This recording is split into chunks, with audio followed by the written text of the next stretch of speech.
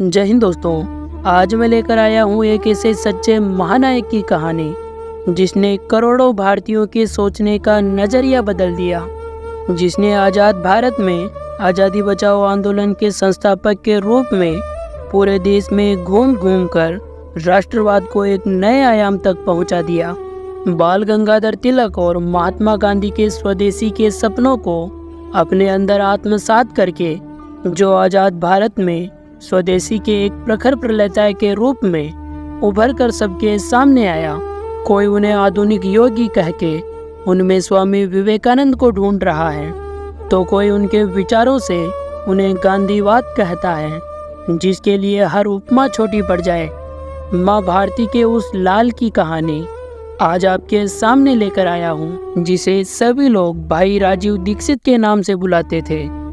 दोस्तों, हाँ बुलाते थे, क्योंकि 2010 में मात्र 43 साल की उम्र में ही रहस्यमय तरीके से उनका स्वर्गवास हो गया था।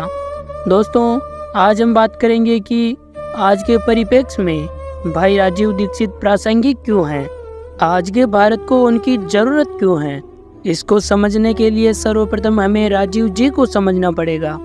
अंग्रेजी माध्यम में पढ़ा हुआ अलीगढ़ के एक छोटे से गांव का एक नौजवान जो IIT कानपुर से M.Tech करता है और फिर एक वैज्ञानिक के रूप में council of scientific and industrial research संस्थान में कुछ वर्ष कार्यरत ही रहता है। दोस्तों, आखिर ऐसा क्या होता है कि वो शख्स एकाएक सब कुछ छोड़ छाड़ कर अपना घर, अपनी नौकरी, सबका त्याग करके आजीवन ब्रह्मचर्य का व्रत लेकर सोए हुए भारतीयों को जगाने के लिए निकल पड़ता है, जो पूरे देश में घूम घूम कर 12,000 से भी ज़्यादा व्याख्यान देता है।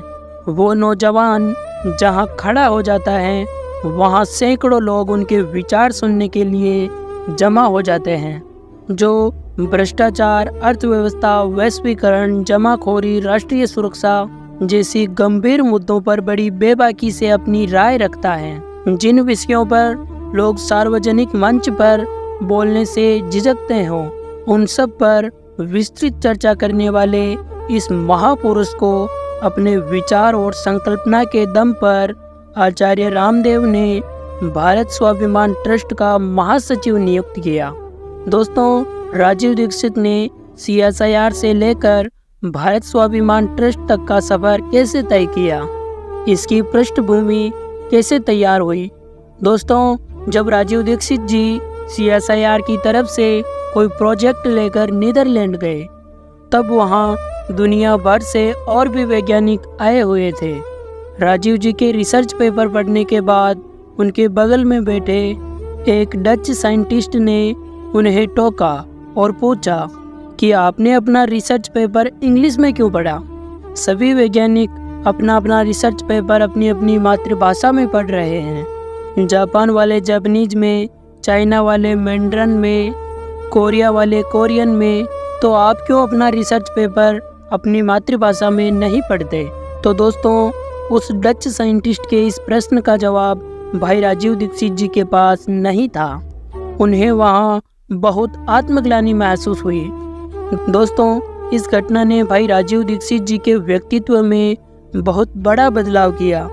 नीदरलैंड से लौटकर भाई राजीव दीक्षित जी ने अपनी भाषा पर पकड़ बनानी शुरू की।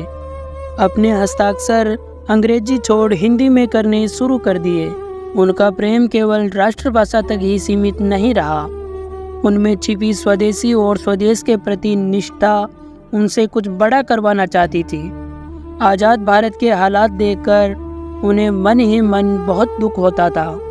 तभी एक रोज़ उन्होंने कुर्ता पजामा पहनकर कंधे पर एक थैला डालकर देश सेवा में अपना जीवन न्यौछावर करने के लिए अपने घर से निकल आए। दोस्तों, राजीव दीक्षित जी इकलौते ऐसे इंसान थे जिन्होंने अकेले 5,000 बहुराष्ट्रीय कंपनियों से दुश्मनी मोल ली। उन्होंने जगह जगह जाकर लोगों को समझाया, स्वदेशी खरीदें, स्वदेशी खाओ, स्वदेशी पहनो, और ऐसा नहीं था कि लोग उनकी बात नहीं मानते थे। उनके एक आह्वान पर लाखों लोगों ने कोका कोला, पेप्सी जैसे कोल्ड ड्रिंक्स पीना बंद कर दिया था। दोस्तों, राजीव दीक्षित जी का कहना था कि एलोपैथी बीमारियों को जड़ से समाप्त नहीं करती बल्कि दूसरी नई बीमारियों को जन्म देती है। उन्होंने अपनी पूरी जिंदगी आयुर्वेद का प्रचार किया।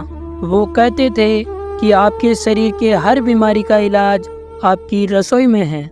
लोगों को इसके प्रति जागरूक करने के लिए उन्होंने कई किताबें भी लिखी। भाई राजीव दीक्षित जी ने गांधी जी की कर्म भूमि सेवाग्राम वर्गा में कई वर्षों तक स्वदेशी आंदोलन चलाया। उनका मानना था कि अगर देश का विकास हो सकता है तो वो गांव के रास्ते WTO गेट, ग्लोबलाइजेशन, लिबरलाइजेशन जैसे मुद्दों पर जिन्होंने बड़ी बेबाकी से अपनी राय रखी और जिनके मकसद को एक्सपोज भी किया। दोस्तों, राजीव दीक्षित जी पश्चिमी सभ्यता के प्रबल विरोधी थे।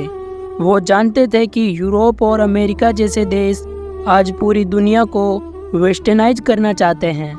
अंग्रेज़ों द्वारा छोड़ी गई गुलामी की निशानियों को लेकर उन्होंने बहुत व्याख्यान भी दिए। वो केवल यहीं तक नहीं रुके, उन्होंने अंग्रेजी भाषा की खूब आलोचना की। दोस्तों, भ्रष्टाचार को कैसे खत्म किया जाए, जो विदेशों में नेताओं का स्विच बैंक में पैसे जमा हैं, वो भारत कैसे लाया जा सकता है, इसके उन्होंने कई उपाय भी बताए। दोस्तों, उनका लक्ष्य था 2014 के चुनाव में अपने सांसदों को उतारकर संसद में पहुंचाना, लेकिन इससे पहले 2010 में ही रहस्यमयी तरीके से छत्तीसगढ़ के भिलाई में उनकी मृत्यु हो गई।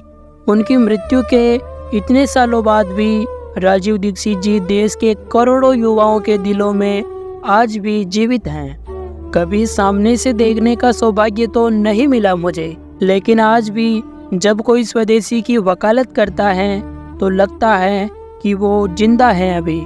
आज भी जब कोई हिंदू मुसलमान एकता की बात करता है तो लगता है वो जिंदा है अभी। भारत माँ के इस वीर सपूत को मेरा कोटि कोटि प्रणाम। जय हिंद, वंदे मातरम।